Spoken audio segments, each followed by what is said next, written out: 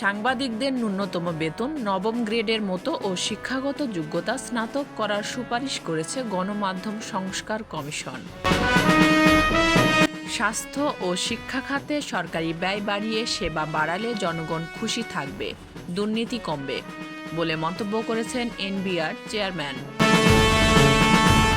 গণমাধ্যমের কিছু সংস্কার দ্রুত বাস্তবায়নের উদ্যোগ নেওয়া হবে বলে মন্তব্য করেছেন প্রধান উপদেষ্টা।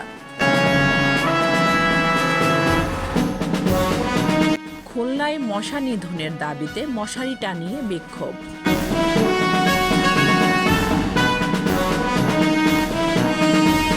আওয়ামী লীগ নিষিদ্ধের ৪৮ ঘণ্টার আলটিমেটাম জুলাই আন্দোলনে আহতদের।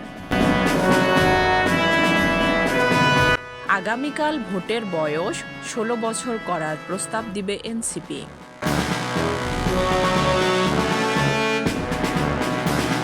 ঐক্যমত্য কমিশনের সাথে একাধিক দলের বক্তব্যের মিল রয়েছে বলে মন্তব্য করেছেন মির্জা ফখরুল ইসলাম।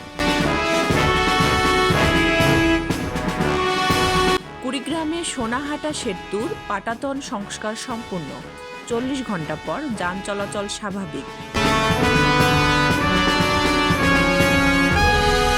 পিরোজপুরে চাঁদাবাজির মামলায় নাগরিক কমিটির প্রতিনিধিসহ গ্রেপ্তার ২।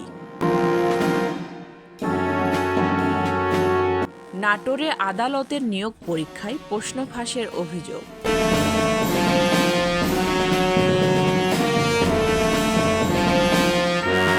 চট্টগ্রামে বকেয়া বেতনের দাবিতে পোশাক শ্রমিকদের সড়ক অবরোধ।